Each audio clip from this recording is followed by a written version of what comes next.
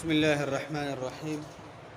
الحمد لله رب العالمين، والصلاة والسلام على أشرف الأنبياء والمرسلين، أما بعد. وعن أمية بن مخشي الصحابي رضي الله عنه قال: كان رسول الله صلى الله عليه وسلم جالسا ورجل يأكل فلم يسم الله حتى لم يبق من طعامه إلا لقمة، أو كما قال. کتاب ریاض صالحین سلم باب شروع بابو په باره د دې کې چې د خوراک په اول کې بسم الله ویل او په آخر کې الحمدلله ویل. په دې باب کې 5 نمبر حدیث دی.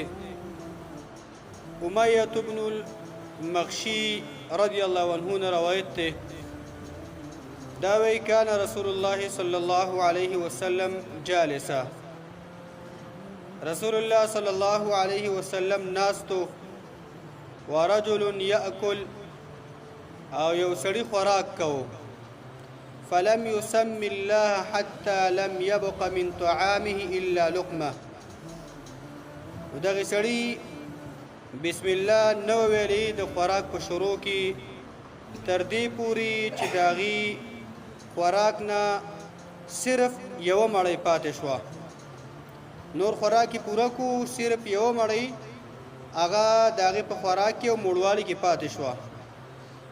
نو فلما رفعها الى فيه، پس کله چې دغه سړی دغه مړی خپل خولې ته اوچته کړه، قال نو سړی ویل بسم الله اوله واخره.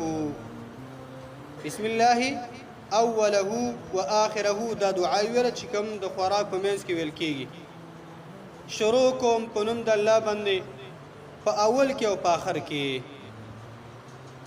نو دا دعا چې کله د سړي ویله ور یو مړی پاتې ده. فضحك النبي صلی الله علیه وسلم، د الله پیغمبر صلی الله علیه وسلم په خندا شو. ثم قال بیویل ما زال الشیطان یاکل معه، همیشه دا شیطان ناستو د سړي سره او خوراک ور سره کو. ما زال الشیطان یاکل معه، همیشه د شیطان د سړي سره لګیا او خوراکي کو. ځکه سړي بسم الله نو ویلي. فلما ذكر اسم الله، نو کله چې د سړي د الله نوم یاد کو او بسم الله ویلا، استقاء ما في بطنه، د شیطان هغه څه چې په خېټه کې وو هغه ټولې الټې کړې. کوم خوراک چې د سړي سره کړو نو هغه ټولې الټې کو. دا روایت د ابو داود او نسائی دی. اندې روایت کې و فائدہ ده چې د خوراک په اول کې چې کله سړی اراده ر خوراک وکي نو د الله نوم یادول او بسم الله ویل دا واجب دی، لازم دی. دا به سړی وي. دویمه فائدہ به کې دا چې سنت په تسمیه کې او د الله د نوم په یادولو کې چې خوراک کې مونږ تاسو یو دا ګوره بسم الله دی. بسم الله الرحمن الرحیم دا سنت طریقه نه ده. یعنی باندې شکوه او شکایت دا به زیدي. سنت طریقه د الله پیغمبر څنګه خود له مونږ ته کړل باید قشانت ویو. د الله پیغمبر نزد صحیح حدیثو کې لفظ د بسم الله ثابت دی. بسم الله الرحمن الرحیم یا نور الفاظ ویل دا نشته دی. بسم الله دا لفظ ویل پکار دی.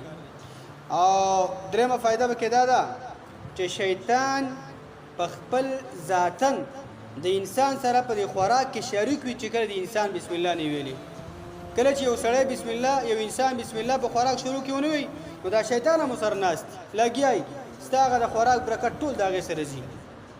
یو تی یو شیطان دی نو دا خوراک چې دا ستا کفایتو کې شیطان هم د تروغ ته بدل شانته خوراک باندې موړم نشي. او بل فائدہ به کې دا ده چې د بسم الله په ویلو سره په خوراک کې برکت پیدا کیږي او دغه شانته شیطان د خوراک کې په شراکت نه محرومیږي. کله چې بسم الله وي نو ستا په خوراک کې برکت پیدا شو او شیطان هغه د خوراک نه هغه دغه شانته بے برخه شو. او بل فینځه فائدہ به کې دا ده چې کله ته د الله نوم یاد کې نو دغه شانته شیطان حقیقتا الټي وي.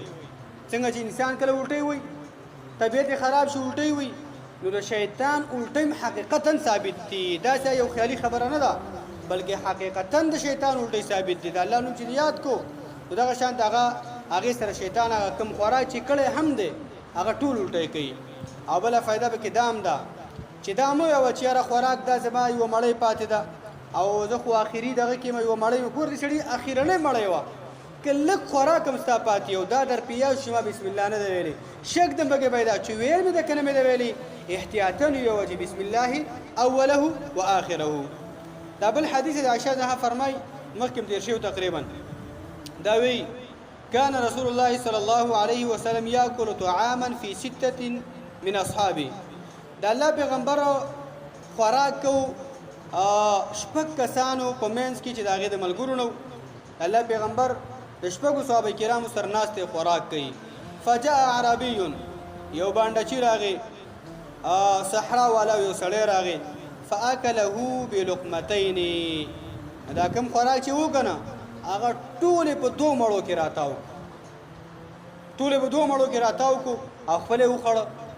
فقال رسول الله صلی الله علیه وسلم د الله پیغمبر فرمایل اما انه لو سمى لكفاكم کچرته دغه سړی دی باندې لو سمى د الله نوم یاد کړی وي بسم الله باندې دا خوراک کړی وي لکفاکم نو دا خوراک به ستاسو د ټولو کسانو کافي شوی وي ګوره خوراک لږ دی خو چې بسم الله ویلی وي نو ستاسو د ټولو به کافي شوی وي خو چې دغې سړي بسم الله ونه ویله نو ټول دغه شان د وږي پاڅېد او هغې په دوه مړو کې راتاو کو یعنې دې روایت نه دا فایده شو لکه څنګه چې مخکې هغه موږ وویله چې بسم الله په ویلو سره په خوراک کې برکت پیدا کیږي او د شیطان هغه برخه چې په دې خوراک کې تاسو سره شریکېږي هغه بې برخې پاتې کیږي نو پکار دا ده چې موږ او تاسو ماشومانو ته د کور کشران مشران ټول باید د خوراک په وخت کې بسم الله باندې ځان عادت کو انسان باندې نسیان راځي ارتیا راځي کله ذهن بل ځای ته لاړ شي نو د خوراک په منځ کې دغه شان ته هغه باید خپل بچو ته هم دا وښیو